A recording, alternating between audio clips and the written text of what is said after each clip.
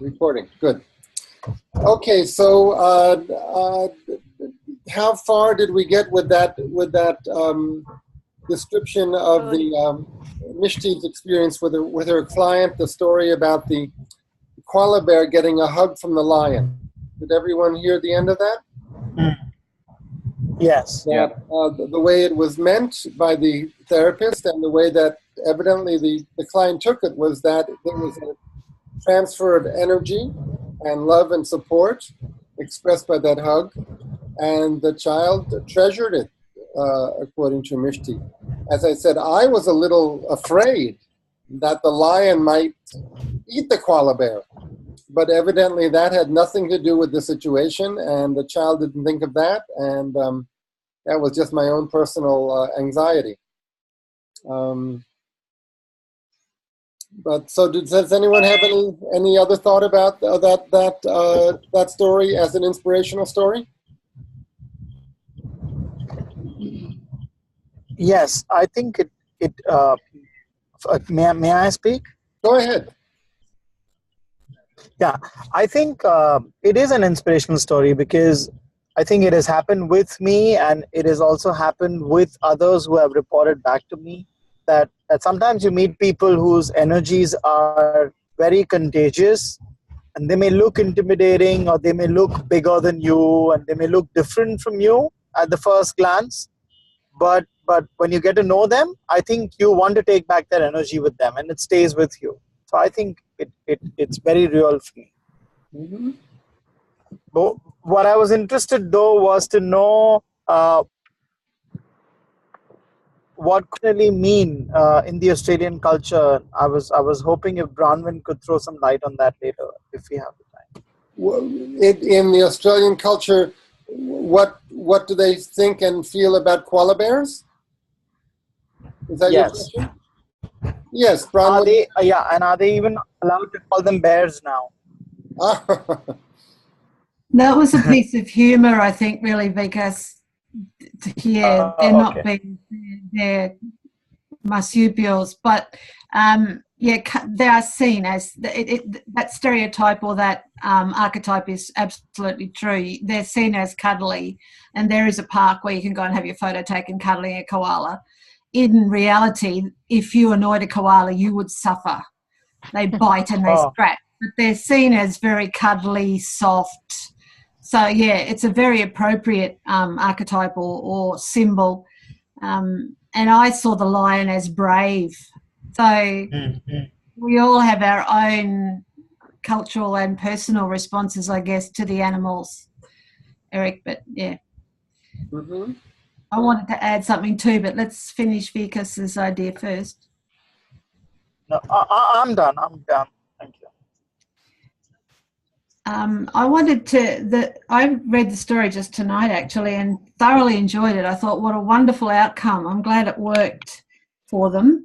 And I'm just looking at the article now, but I can't see, but they repeated, there was a message that the lion gave and a specific set of words. And apparently when the little girl was repeating back what she liked about it and what she'd learned, she repeated that set of words.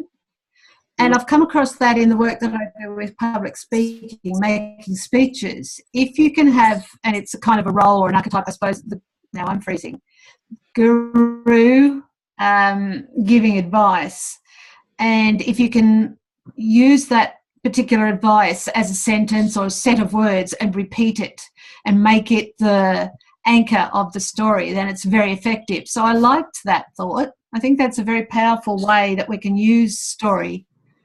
And now I can incorporate that into a healing modality as well. What the lion actually said is, my dear koala bear, you too have a mind, a heart, and a voice of your own. So you also should think and speak the words that come to you from within. Let your heart feel what it wants to feel. By saying this, the lion had presented a gift to the koala. It was the gift of courage. The lion hugged the little koala bear and walked away. So yes, it was a set of words as well as a hug. powerful words, I thought. Mm-hmm. Yeah.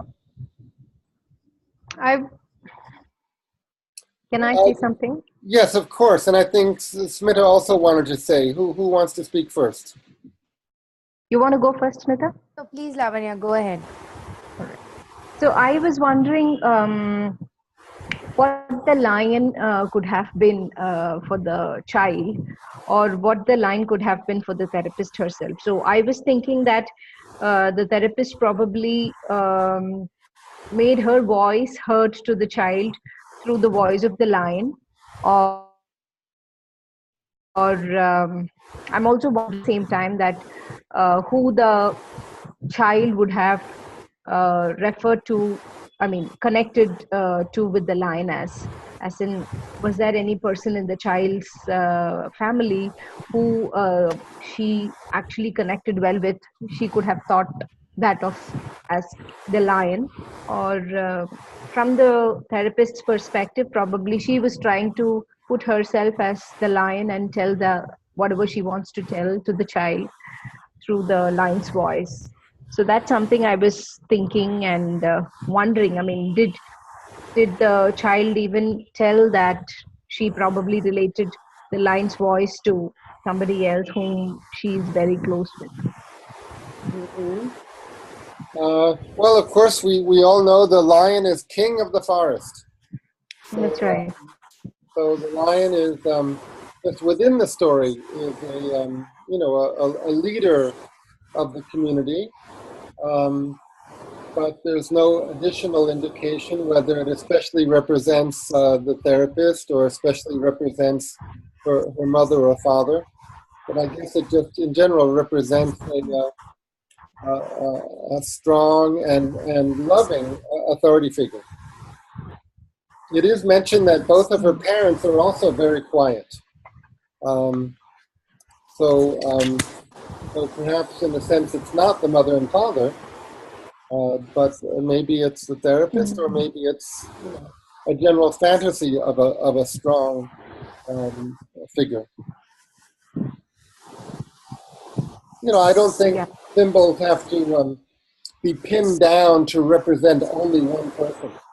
It can represent the therapist, but it also can represent the child's fantasy of a strong figure. And of herself, of a certain aspect of herself, or what herself might become. Thanks, Yeah. One of the things which I wanted to say was what Bronwyn added. I wanted to know what was the feeling behind the koala bear.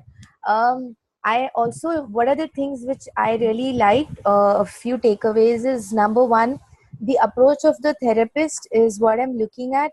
Like, she did half the job, and she initially she asked the child to choose what she wants to be, and then she did half the job. So it was like a give and take, which I really liked. Number one. Number two, it was a fresh new idea about repeating a story again and again, and the way how do you say it, it settles and changes a person. That was something which was because we always feel like a lot of these storytelling sessions that we see, people generally come up with different stories but for the same idea, correct? But when you're talking to children, something a repetitive kind of approach, especially during therapy, that's I think that's very good. So that's one takeaway for me. So I really like that. And this the part where actually when the process of a therapy or a therapist, so the setting of a forest and the characterization, as in Eric, like how does a therapist approach that? I mean, this is a case study, but what I'm asking is, like, it must be taking a lot of experience to do it, but as such, since we are going to be doing it, what are the things that we like? This is so beautiful, a child, a forest, mama bear, papa bear. So is there something like, like I have something in mind right now. I have shared a story with my friend, but I don't know how to approach it like this. So can you just maybe, what is the setting? You can just approach it in a playful way, because there's no rules about this. When you're creating a story, either by yourself or with a client, it's just a matter of whim about, and you can do a collaborative composition process with a client or with a child, saying, okay, there was a girl, a boy, or an animal walking along. What would you like it to be? Would you like it to be a girl, a boy, or an animal? And okay, you like it to be a girl? Okay, it's a girl. She was walking in a city street, or on the beach, or in a forest, or how do you feel? Where would you like her to be walking? So it's like multiple choice. Okay. And then she was walking along, and what happened next? Does she want something? Is she going someplace? Is she leaving someplace? And just see what comes up. What. Okay. And I guess if you're doing this kind of composition process, the client knows that this story is meant to be kind of symbolic for her, and either inspirational or feeling. Yeah.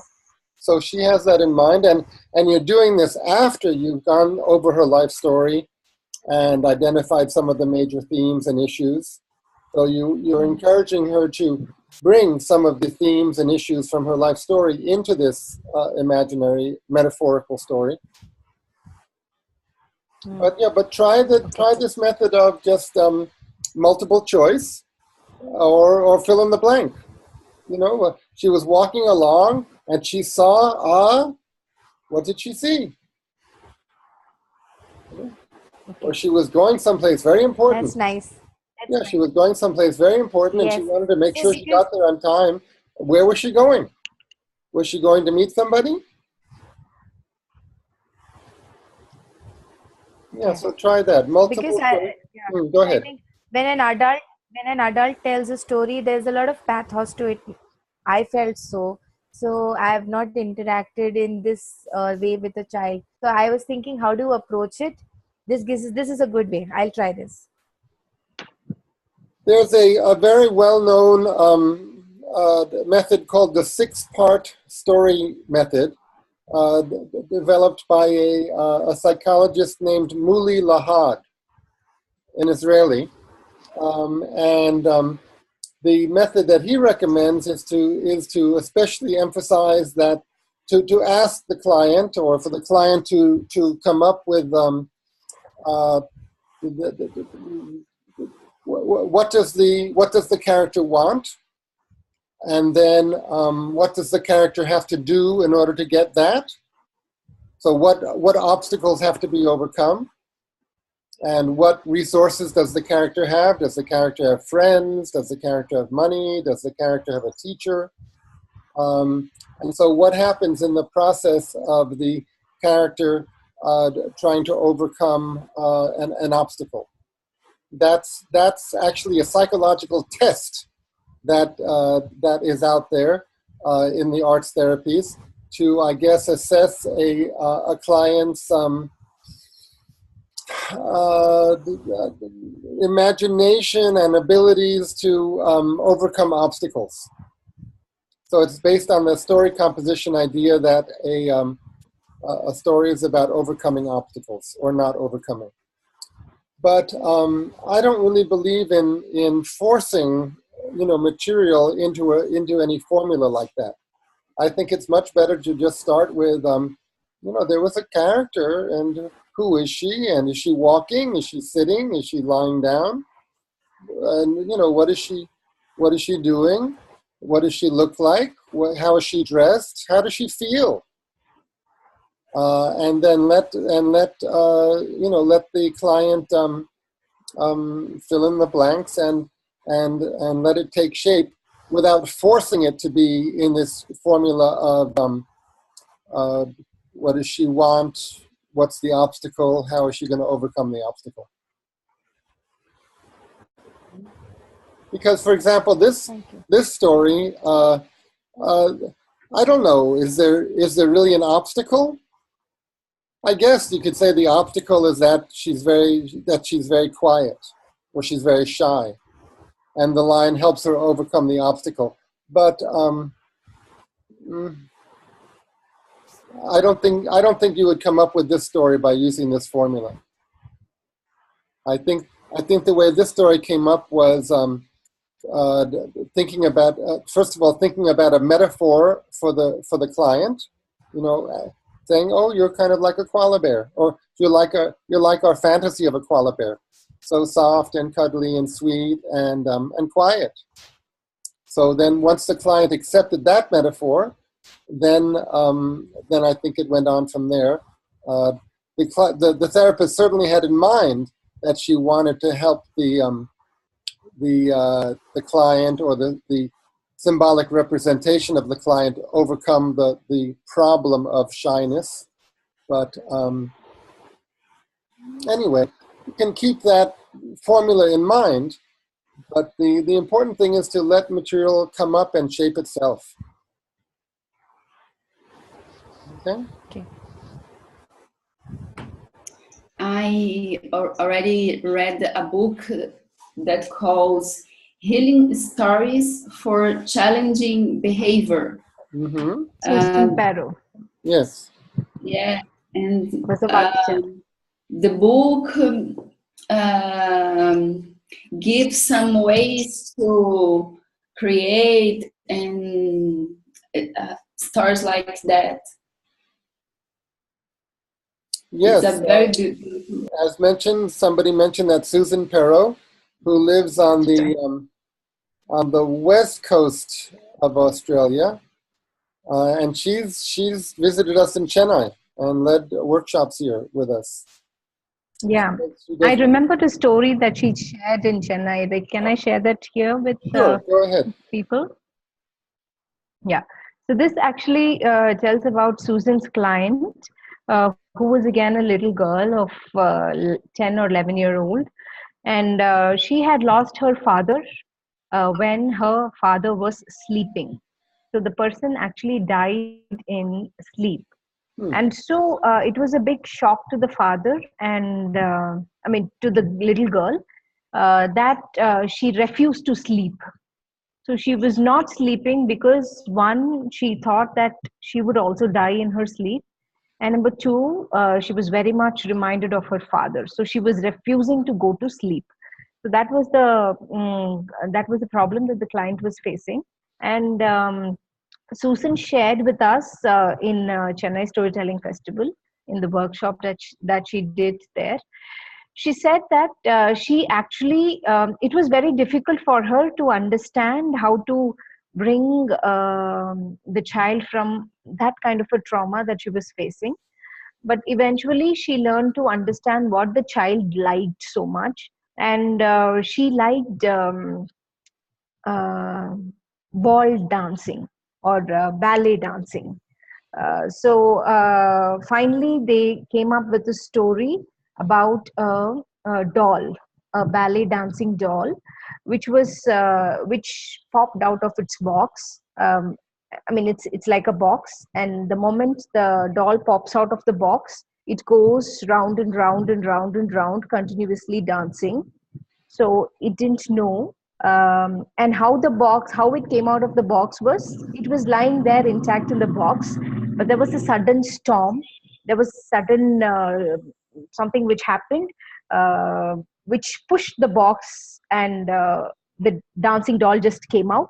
And the moment it was outside, it started to dance and it never went back in. So she actually used that ballet dancing doll as a metaphor for the child. And the child was able to relate to it because the child loved ballet dancing so much. So, and then she went on to say how to calm the doll. And, if not, she put her back into the box, what else can be done to make the doll, relax and stop dancing. And I think the child went on to give some suggestions. I don't remember what exactly. but the metaphor stayed with me so well because it's something that the client relates to. So I understand that probably the metaphors are picked in such a way so that the client relates to the metaphor and is able to immediately connect to whatever you had to say. And then the metaphor can be used to connect to the situation that the client is actually facing. Mm-hmm. So these, I guess we're talking about metaphors that are alter egos. In other words, we're thinking that this character is representing the client, or the client is using that character to represent herself.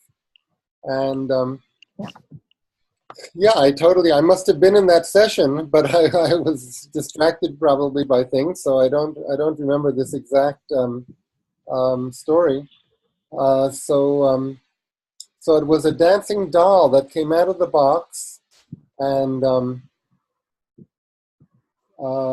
it could not go back to the.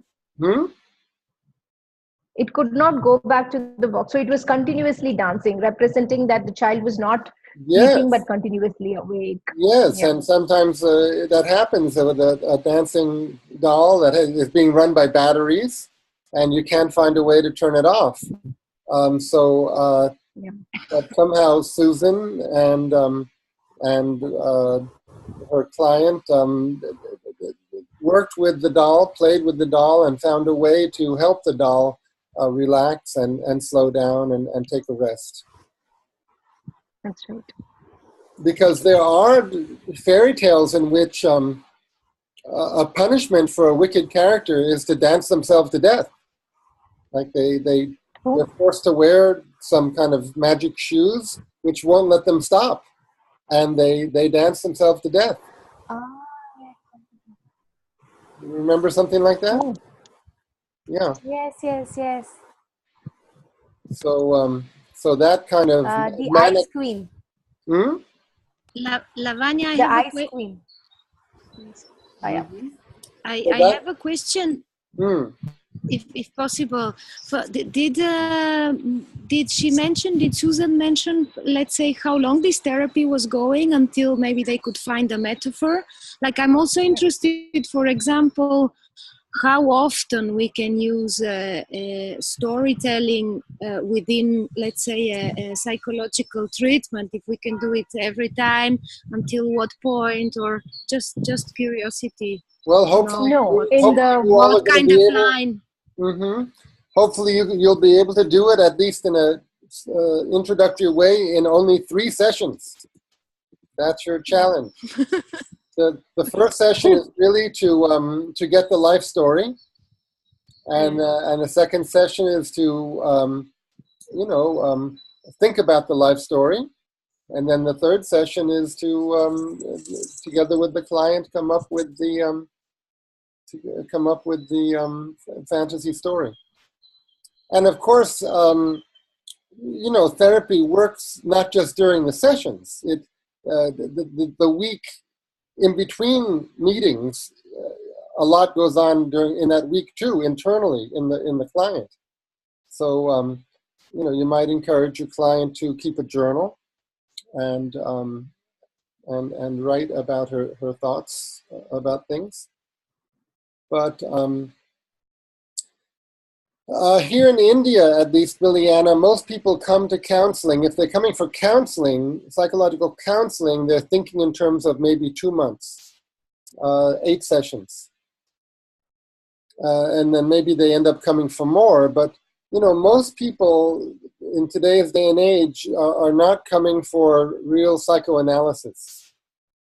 Most people are coming to deal with a particular problem, and they want to develop an action plan to deal with that problem. And along the way, they might delve into their unconscious and the events that form them. But I think often if you can get a client to think in terms of coming for 8 visits, that's a pretty good start. So certainly within 8 visits, it can happen. And really, it can happen within 3 visits. As I hope you'll find out. But yeah, the more time, the better. We're meeting for 11 weeks. Okay, any other thoughts about this koala bear story, or about the dancing doll? I've mentioned to you last semester, one of the participants had a client who came up with, well, together the therapist and the client came up with a story about a young woman who joined a women's sort of community of women healers, who they were all part of the community of the White Rabbit. And it's my mission this semester, by the end of 4 more weeks, I vow I will write it up properly, because it was so beautifully done. I've mentioned it before, I'll just mention it again. And as I say, within a couple of weeks, I'll submit it to you in writing.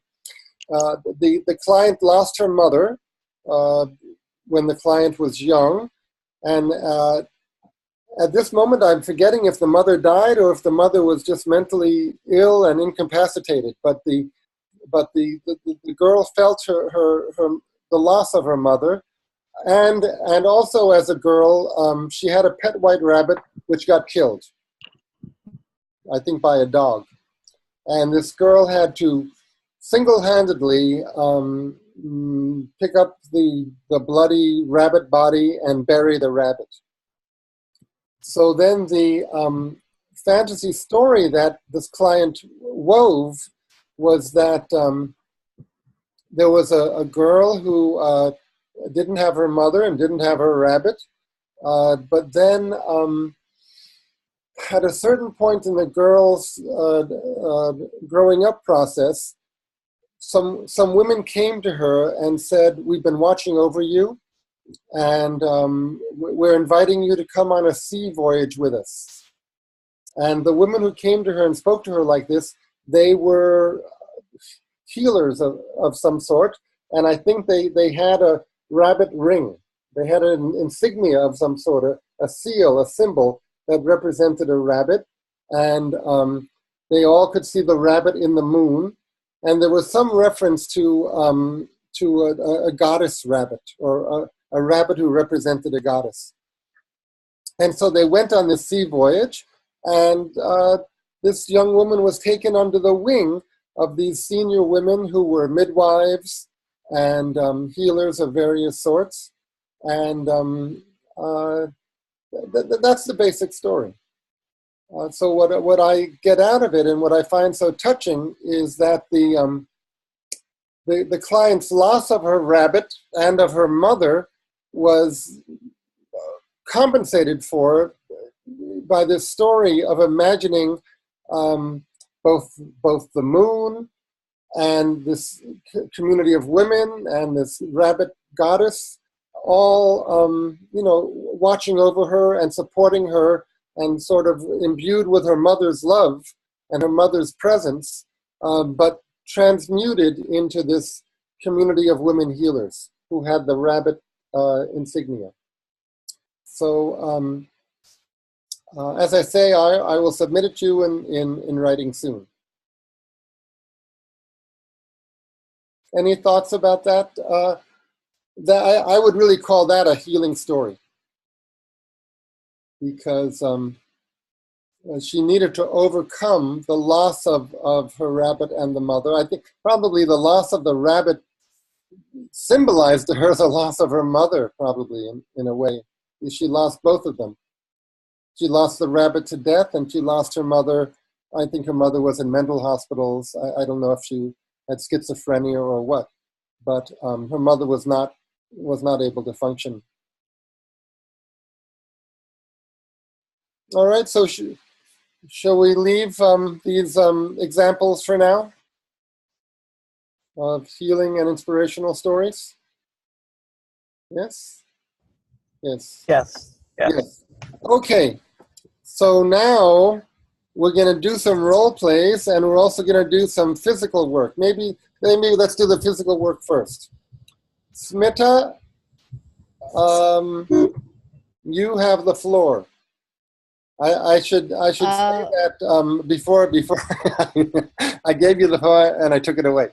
Smita just attended a 2-day workshop led by Tripura Kashyap, who is a founder of the Creative Movement for Therapy and Education Association of India. Anyway, she's a senior expert in the field. So Smita just attended her 2-day workshop.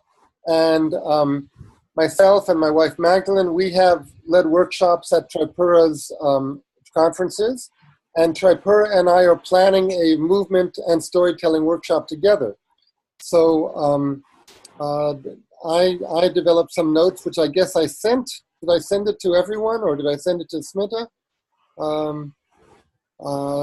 Anyway, I'll send those notes again. And then Smita came up with notes and suggestions for what we might do today. And then I kind of sent, batted it back to her. We've been batting it back and forth. So this, what Smita's going to present now is sort of, I would call it a 3-way creation. Herself with some input from me and probably some influence from Tripura. So, and what Smita's going to do can be used in a therapeutic setting, or probably can be used in an educational setting, or just in a expressive setting, helping people express themselves and develop themselves. Okay, so Smita, now I really am passing the floor to you. Go ahead. Okay. The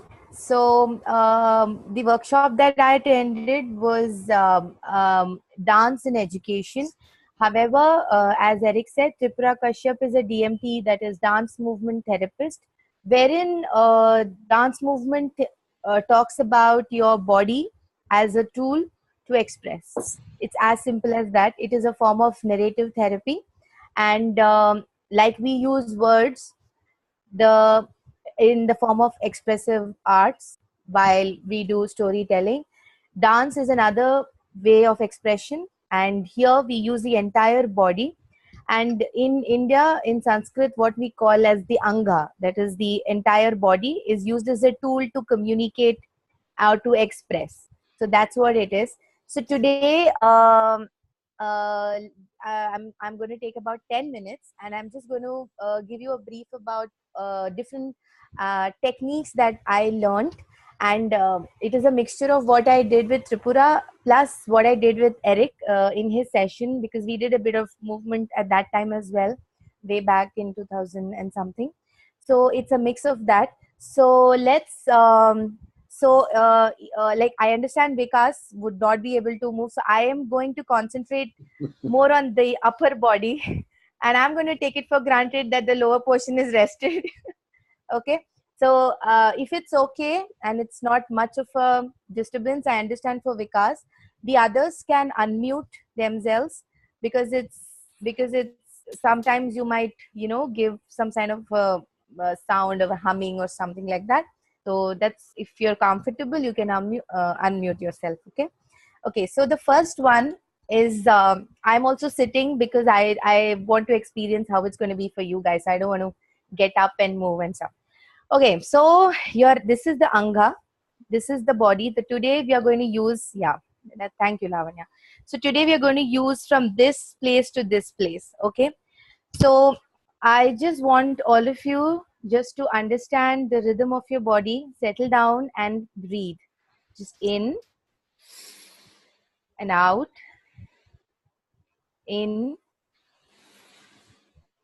out, and the third time in and out. Okay, while the body is in its own rhythm, we will slowly try to touch the portion which is the rib. You can actually feel it here, this place. Yeah. So just as the body is breathing, feel the body expanding and relaxing. As you take your breath in, the body expands, and as you breathe out, the body contracts. Feel the body moving to the rhythm of your own breathing. Okay. Now, with the hand in the throat here. Try to bring out the sound as if a bee is hovering on top of a flower. So it goes. Can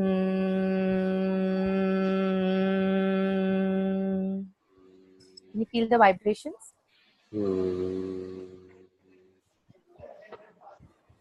I think everyone is muted except for me and Christelle. Anyway, carry on. As you're comfortable, if you're comfortable. The humming noise, then let it go. Bring it to the place where it resonates the most in between your lungs. You go.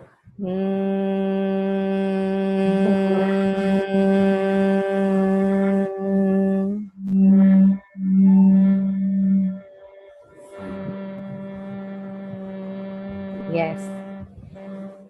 Yes. So this was just a little warm up to understand the ways in which the body has its own rhythm, the ways in which the body resonates on its own. This was just a warm up.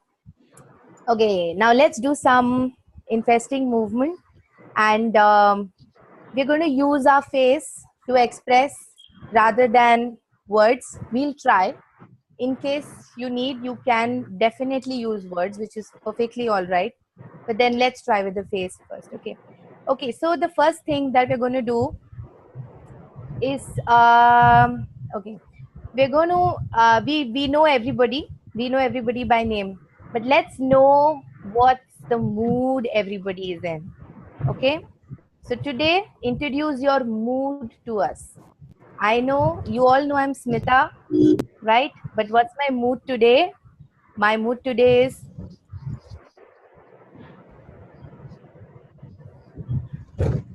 it's some kind of a turbulence because yeah, and confusion and turbulence, and there's a lot of movement and chaos in my head.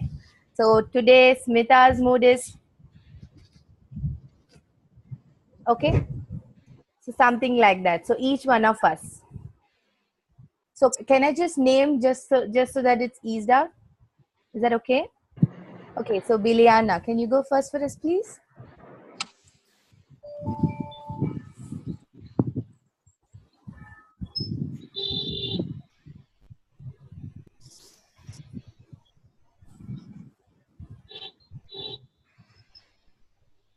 Okay, that's nice. So Biliana is in a happy mood, relaxed. Yeah. Okay, that's nice. That was nice. Okay, and Eric? I just want to say that Biliana's movements were similar to yours, but the quality of movement was very different. Much calmer. Wait. Calm. Me, So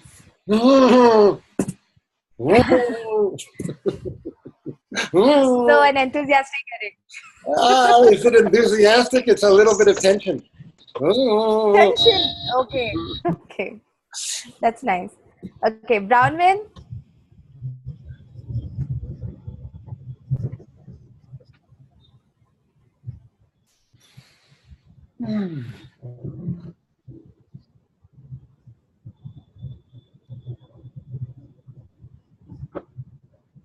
Strong and calm and sturdy.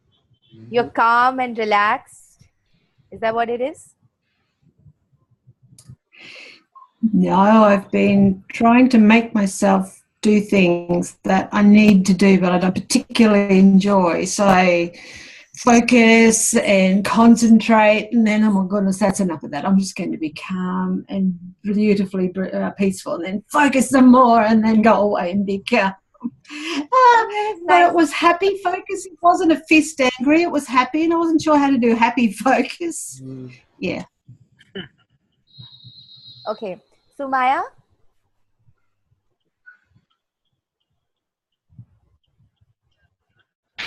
Oh, she's tense. You are tense. Aren't you tense? Yes, that's what you are. Tired. Tired. Okay. Yeah, tense too. Okay. In doubt. Others can guess as well. All of you can guess. I felt it the idea is to relaxed and calm. I felt relaxed and calm. Was relaxed and I thought something was worrying her too much. That's why I said tense. Okay. Yeah. Yes, Lavanya?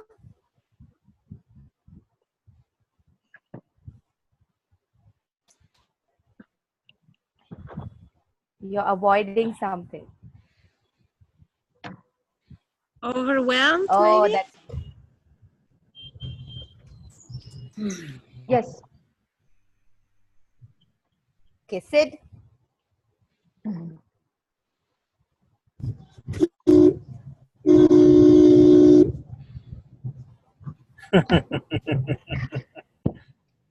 Confused. A sort of Perplexed, yeah. confused.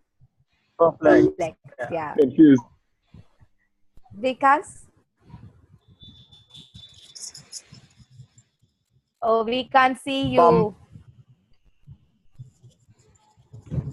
Bumpy? Bumpy. Yeah, Okay. bumpy. Yeah.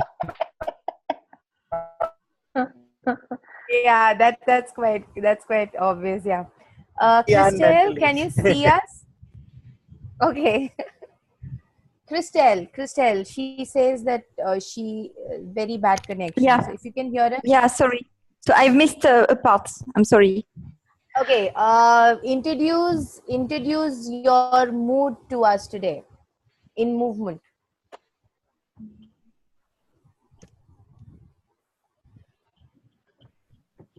I call that divine happiness and attaining nirvana in peace. Very happy today. Oh, that's nice. That's great. So since we all know what mood we are all in, so I think it's time that we ease out into the next, into our next activity. Okay. So with all this talk about metaphors and understanding therapy through metaphor, so I kind of thought, why not show what kind of metaphor that you like. All of us heard each other's stories. So any metaphor that you link with your life story, any metaphor that you experienced the day today, last week, or something which you would want to bring it out of yourself.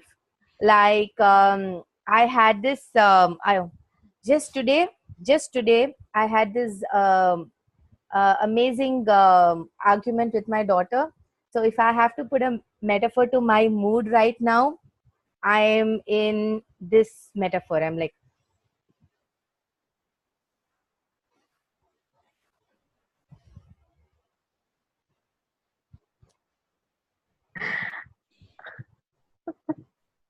I'm at the tip.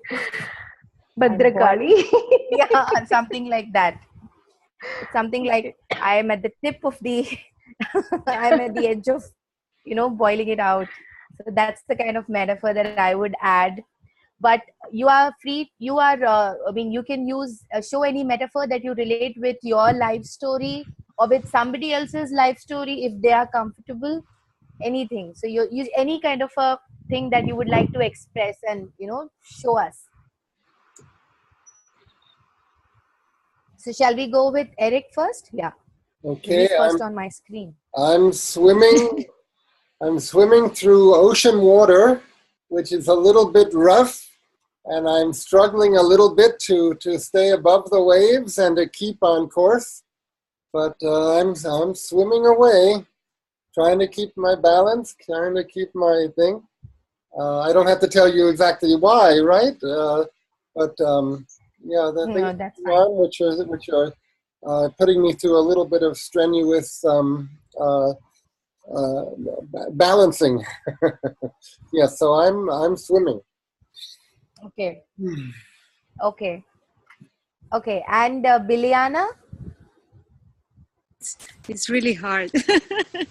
Can I concentrate maybe on a moment, like not maybe on the life Sure. story? Anybody else? Bronwyn would like to go next? So Biliana is ready to do something. Go ahead, Biliana. Yeah, but I just, if it's okay to express a moment, maybe not a life story. So just what comes to my mind more is like trying to fly, but have really little wings, and they just go, ooh. One feather got larger, but it's not enough. So trying. Oh my God, this is so beautiful. I actually like that. And trying, and actually, this is what is happening to me lately in my dreams and outside, because my wing seems to be a bit short. I have to run, which I can't do right now in front of the computer, and then the wings start to Spread out. push really. Ah, So this beautiful, is beautiful, beautiful. So we had this person when this activity was given to us. We had this person who showed she kind of showed a cage, and she was a bird. So it just struck me what Bilyana did. She's a bird and she's caged, and the movement didn't speak. I mean, she didn't speak much, but the movement was so beautiful, and she was not a dancer. She was like, she just went. She took a turn, and then she went on like this, and she was like, the face, it was so beautiful, the desperate this thing. So that was nice. Thank you, Bilyana. Okay, Brownman. This is from the discussion that we had in the breakout rooms with Lavanya. So Lavanya, you may be able to suggest how on earth I'm supposed to indicate the animal that I was going to be, but the best that I can come up with is what's going to look like a kangaroo, and it's not a kangaroo, but it's... You hear my chair squeaking as well. No. Yeah. Okay. My metaphor for change was that I needed to stop floating down the river, but to become a salmon and swim up river when things needed to be dealt with. And show me. Somebody show me how to be a salmon, how to show a salmon. Maybe without being a kangaroo. Yes, I would do the same. Yeah, something like coming out of the water and then out. Yes. You go. Yeah, that. Yeah. Yes. Except that's a shark. I'm sorry.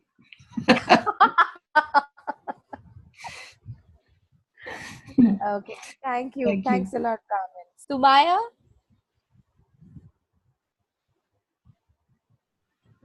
I cleaning the house and looking for some small dirties, and finding some I didn't expect it, and cleaning. There you go. Can you understand? Yes. Something like that. Okay. One more. Okay, that's nice. Okay, Lavanya?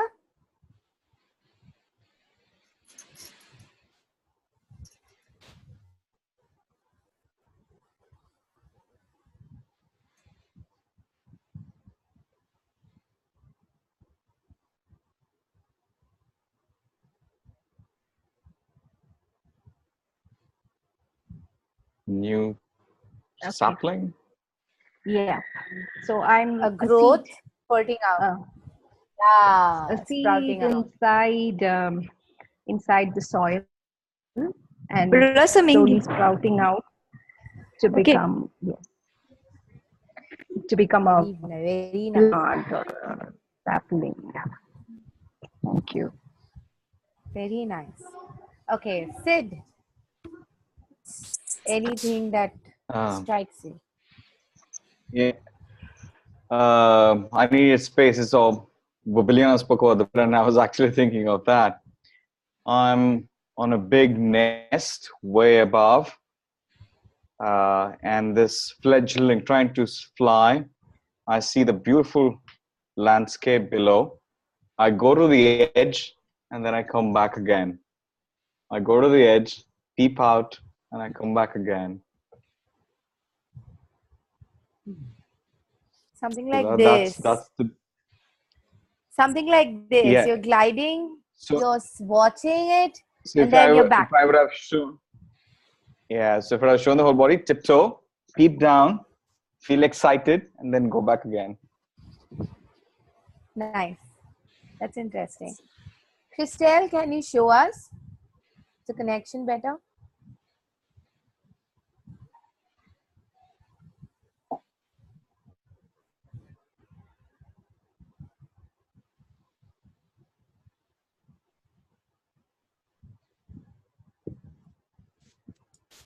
like shaken or blown right, left, or like in the waves. We have an expression in French like the caps for the wine bottles. They are in that kind of wood that float, Cork. and in the waves. Mhm. Yes. Yes. Yeah, that's true. Okay, Vikas. And I'm sorry, sorry. Christelle. I'm sorry. Go ahead, Christelle. Please, Christelle. No, go ahead. that was the end. It was just like moved from right to left and by the waves and floating or blown. The cork is bobbing on And the waves. some Mhm. yeah, some days it's very funny. Some days it's very scary.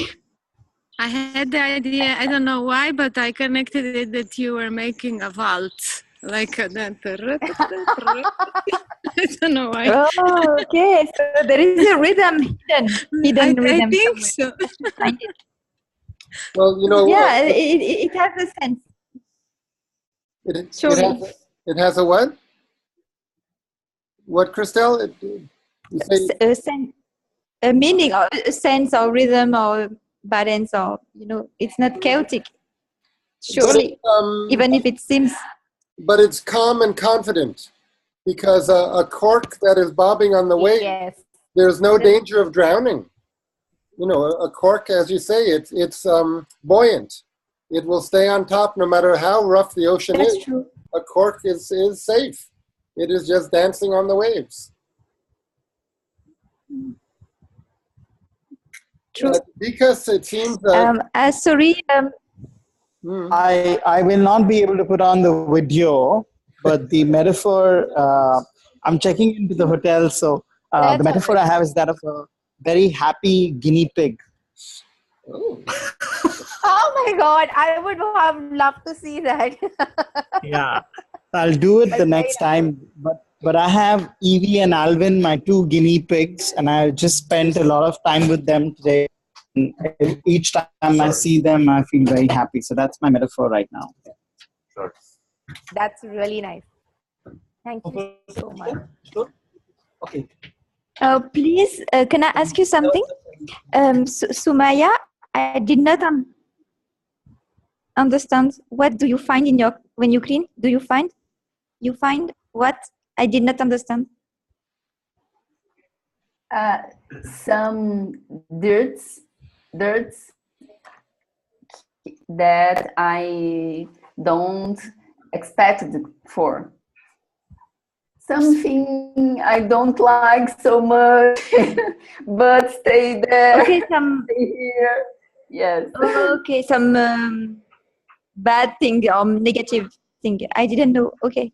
Yes. Thank you. Thank you. Okay, so Smita, maybe lead us in one more activity. Yeah, just one more, which is not going to take much time. Okay, so one thing which I wanted to share about the activity here is why this is an effective activity.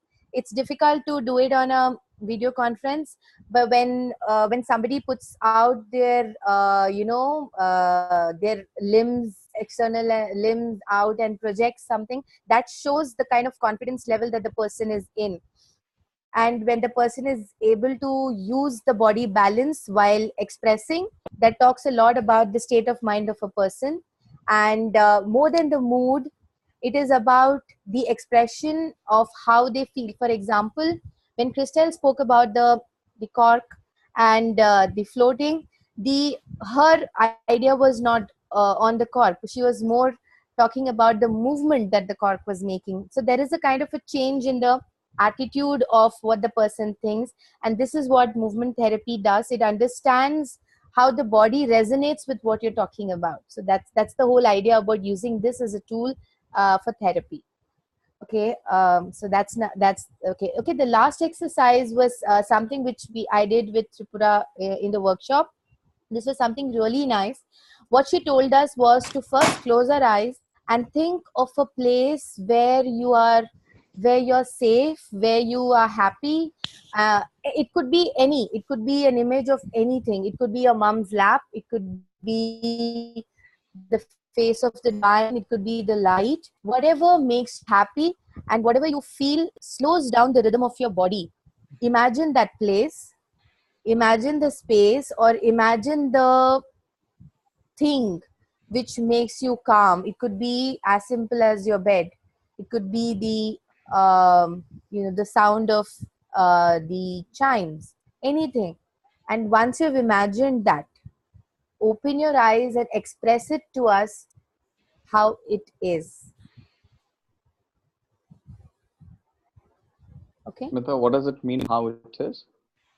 How, like for example, for me, if I want to imagine a happy place, it would be in my mom's lap, for instance. So I would be like, and that's that. So here the body is not, you don't have to show what it is, but it's about how your body identifies with your happy and safe place. That's what you need to show us, depict it to us through the gesture of your body, movement of your body. Is that clear, Sid? I feel like I would like to imagine or mime, but one variation of this activity would be that we could also mime going to that place. For me, it's a tree house. It's a kind of a platform up in a tree. So I want to mime climbing the sort of ladder and then getting up to that platform, and then I can sit, I can lie down, and I see so many things. I see I see a lot in the distance. So to me, the process of climbing up is part of it. Anybody else? Any thoughts? Me. Yes. It's a little funny, but I would lie down and show it to you, and it's like this. It's your bed. Yeah, it's my bed, but it's with my 3 puppies on me, one on my chest, one on my leg, one on my arm. I can't move all night because they'll get up, but that's the most peaceful thing for me. Nice. Yeah. Anybody else would like to show us a happy, safe imagination? I would like to give mine, although it's a bit difficult, but imagine that I'm sitting on a very, very small rock, so maybe kind of uncomfortable, but still comfortable, catching myself or hugging myself, and then looking at the vastness. I always love to go at, at the top parts of the mountains, and then being able to look at the valleys. So there is something very comforting for me to have a little island below, but then like this. That's really nice. And then looking at the vastness. You're in such a beautiful garden, Billiana. You look like you're in the beautiful same place already. Yeah, this is my house garden. It's a beautiful place, yes. Thank you for bringing it, Billiana. I'm enjoying it, seeing it. Yeah, I'm always inside the house in the cold, so I thought that today with a little bit of sun was good to bring myself out and also yourselves as well. Okay, so anybody else? I find it strange because you've been describing how your body is while you're there. So my place was my bedroom at home when I was growing up on the farm, and looking out the window at the trees in the paddock over the road, and it's very peaceful. But the bodily expression that came to mind was just that. Yeah, I guess it's the spirit or the tenseness or whatever just flowing out in amongst the trees. I love to be able to see a view, so I suppose that's what that means, but that was just the expression. So that's interesting because you were talking about the body. What did you say before about the body? I know it was in the notes and I don't need to take up the time. I'll go and read it later though, because I think there's a learning there. Okay. Okay, Lavanya wants to share something. You want to say something, Sid? No, Yeah, go ahead, please. Lavanya. I'll do that after. All right. All right. Mine is like this. I'll just show you and then probably tell you. My legs are here.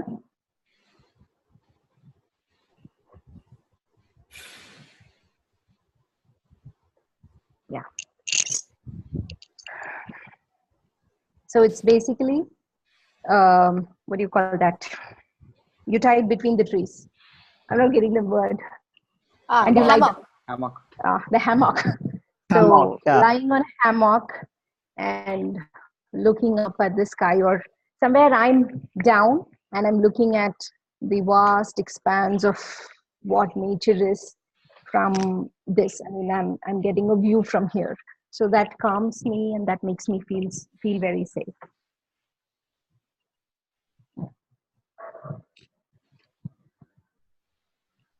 Sid. To me, there are two things that come into mind when I say calm. One is just a very plain expression. There's no expression on the face. And that happens when I'm sitting out on a moonlit night on the beach, just listening to the waves.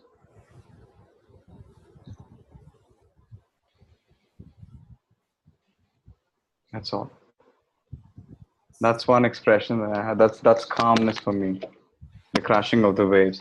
And the second one is when I really go driving my car in midst of beautiful foliage, trees around on a highway, or on a dirt track, but it's pretty peaceful. I'm zipping through, windows roll down. That sensation is beautiful. Okay, it's really nice. Okay, since you have all spoken, let me tell you the reason behind this, because all of us are wanting to understand the different aspects of narrative expression as a therapy. So that's the reason why I'm giving an explanation of the activities done here. Now, when the client speaks to us about this, the happy place or the safe place, the idea of the therapist is to look at the client in a way of how much the body expands and contracts.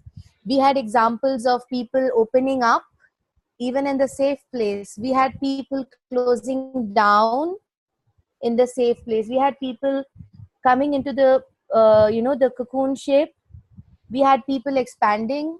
So the idea behind is for as a therapist to understand the comfort zone of the client, and thereby offering suggestions, other ways of expression for calming the body down.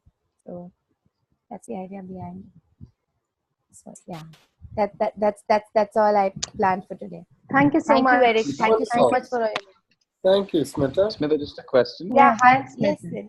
Yes, Sid. Is it as a therapist you're offering suggestions how to calm down, or is it eliciting it from the person itself? No. You mean? Can you reframe your question? I didn't understand. So I was what's trying the to question understand, from- is it as a therapist you're trying to give suggestions how to calm down, understanding the body movement, or is it making the person themselves come up with other ideas as to how they can calm down? Okay. So yeah, that's correct. So what the idea, first and foremost, in any form of narrative therapy, there is no scope of judging anything, be it talking or be it a movement. But the reason behind why I am trying to break it down is for us to understand as therapists. And yes, there is first of all no judging the client. So when you don't judge, so you definitely don't lead them into it. But this is a form of understanding. Like if the person is showing a very constrained movement, the idea is to use dance to open up. So there are ways in which the body opens up to music. So these are the ways to understand how the client would react and thereby benefit from movement therapy. Did I answer your question, sis? Yes, it did. Yeah, I don't think that, the arts are really there to just calm us down, although there is that saying, music soothes the savage beast. That's from Shakespeare, I think. But I think really what's going on is that through expression of how we feel, and expression, physical expression through painting, through whatever medium, just that act of expression and sharing calms us down. Even if we're expressing tension and anger and hate and pain, to be able to get it out and share it with someone and then begin to process it, I think that has a calming effect. So, people, including in the business world, sometimes say, oh yes, let's have some storytelling. It's a good stress buster. And my first reaction is, what? I'm not here to relieve your stress. I'll make you more stressed with my stories, or with the stories that I'll encourage you to tell. But then again, I think that finally, through the process of people telling, sharing what's inside them, that does relieve stress in a roundabout way. All right. Yep. Okay, now we just have a couple moments left, but let's begin this role-playing project. Smita, you mentioned a role play between one's current self and one's 60-year-old self, and a role play between one's current self and oneself as a child. So why don't we just do one or two of those now? I'll play. Yeah, can I? Are you ready? No. No? No, because I was so into making these. Okay. Who would like to talk with his or her 60-year-old self, or with yourself as a child?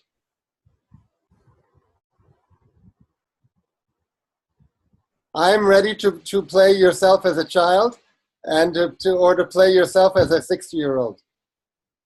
Or I'm beginning to, I'll start the process. Doesn't anyone want to talk to yourself as a does anyone have anything to say to yourself as a child?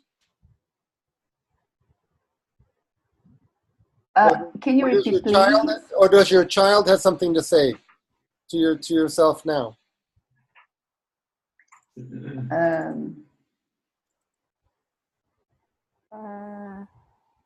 Oh yeah. Yeah. I find it challenging because usually a person coming for therapy would have a problem. I think you've said that. So would we start, I'm just getting clarity and I'll be quickly, hopefully. There'd have to be a reason for talking to the child, would there? So there's this issue, right? This issue that I'm dealing with, say. Yeah, maybe. And I should say, talking to one's 60-year-old self is not too difficult for those of us who are already 60. Make it 80, sorry. But, okay, we can talk about talking to oneself as an old person, because we're not old. I also think that Bronwyn has a point that perhaps maybe we don't have to externalize it quite concretely, but that it has to be somehow related maybe to some, some issues or to some theme. It doesn't have to be to some theme that it's there. We can just ask, does anyone have something that you'd like to say to your 7-year-old self? Or does your 7-year-old self have something that she would like to say to your present day self? Is there any advice you want to give? Come on, Smita, you came up with this topic, so I want to put you on the spot. Yeah, so the only thing, Okay, so the only thing I would say to my 7-year-old self is... Wait a minute. Okay, Smita, I am your 7-year-old self. Smita, I'm so... Okay. So you're going to say something to me, right? You're grown-up Yes. self. And I'm looking at you, Smita. Yes, and I am myself. Yeah, and I'm so delighted that I've grown up to be you, because you're a wonderful person. And here I am, your 7-year-old self.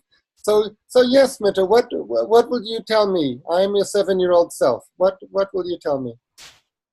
Okay. Little Smita, the only thing that you need to remember is enjoy what you have while you have it.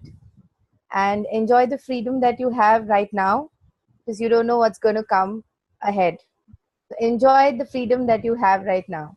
The time and all the love and the space. Mm-hmm. Okay, maybe do you want to switch roles, and do you want to answer or reply as your 7-year-old self? How do you feel about that? No, I don't think I want to reply. No, I don't think I want to reply as my 7-year-old self. Okay, No. so you just wanted to say that to your 7-year-old self. All right. Yeah, wonderful. maybe that's what. Do you want to say anything to your old self? Yeah, I do. The one I would like to say to my I'm 31, so I could say 65-year-old self. I would like to say, live on your own terms, be independent, and definitely travel. Yeah, that's about it. Wonderful. Okay. Anyone else want to say anything to your younger self or older self, or want to speak as your younger self or as your older self? May I say something? Yes, of course. Go ahead.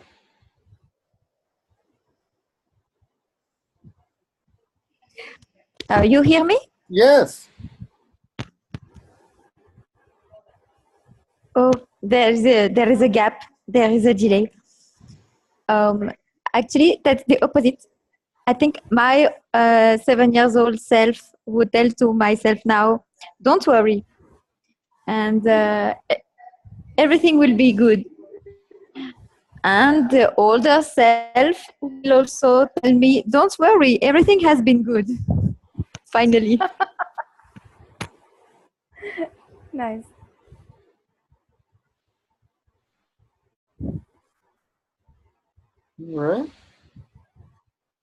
All right. Well, we had a number of other suggestions, which maybe we'll follow up next week. Vika suggested a role-play conversation between an aspect of oneself and one's inner break. Right, Vikas, you're interested in this idea of an inner break. So maybe actually the conversation is maybe the conversation is between an inclination, an urge, having a conversation with an inner break, which is saying, slow down, wait, don't go too far. Is that the kind of conversation you're thinking of? Okay. Absolutely. Wonderful. Hang on. Shall we do it now, or shall we wait till next week? Maybe let's wait till next week. How do you feel? We wait till next week. Yes. Yeah. Yes, wait till next Yes, week. I need to head off now. Very sorry. Okay, we're going to stop. I also have to go. Let me just take 10 more seconds here. Liliana suggested a conversation between one's inner child and a family figure one had some conflict with. And Sumaya suggested a conversation between oneself and an old and compassionate and wise character, either a real character or an imaginary character who would be compassionate and wise. Okay, shall we stop the recording now? May I? Yes. Yes. Good.